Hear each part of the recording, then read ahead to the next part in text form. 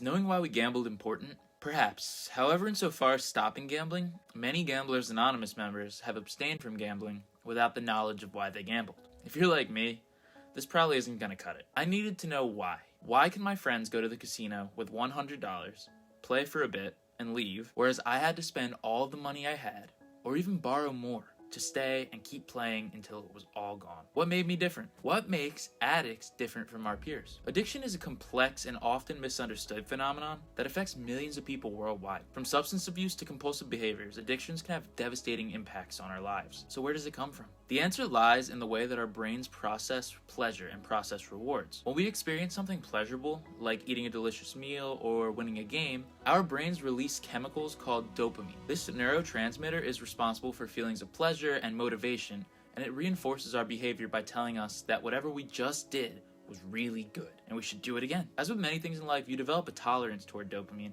and eventually all the things that made you feel good in the beginning, they need to get kicked up a notch to continue giving you that feeling of pleasure. Some substances or behaviors like drugs or gambling can hijack this reward system and cause a surge in dopamine levels far beyond what our brains are designed to handle. This flood of pleasure can lead to a rapid and intense addiction cycle, as the brain becomes conditioned to seek out the sources of pleasure and begins to crave it more and more. But addiction is not just a matter of pleasure seeking. There are many complex factors that can contribute to the development of addiction, including genetics, environmental factors, but most importantly, in my opinion, underlying mental health conditions.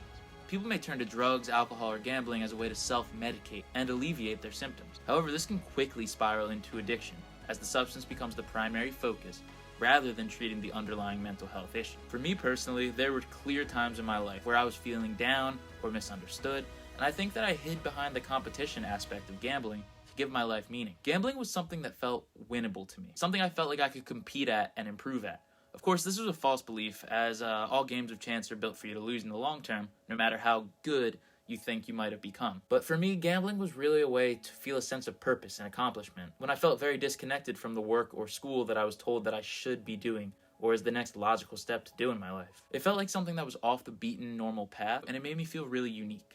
I loved showing people around the casino or how to play specific games because it felt like it was something that I knew really well and I was really accomplished at. But the issue with gambling is that until you lose it all, you feel like it's not only not a problem, but that it's something you could become a professional at or pursue full time. For me, gambling was a way to avoid mature responsibility. I gambled because it was far easier for me than growing as an individual and becoming the person I was meant to be. Now that I'm actually doing the latter, I've never felt happier in my life. And I finally feel like I'm making a difference in a way that's not destroying myself. But instead, I'm also making myself better as well through creating these videos and learning different habits to improve. Whatever the cause may be for you individually, addiction can have a profound impact on our lives and on our relationships. But by understanding the underlying factors that contribute to addiction, we can begin to make better decisions and take steps to protect ourselves in the future. This might mean seeking out help for mental health issues with a therapist, or even going to a support group like Gamblers Anonymous. It can be avoiding high-risk situations, like going to a bar or to a casino.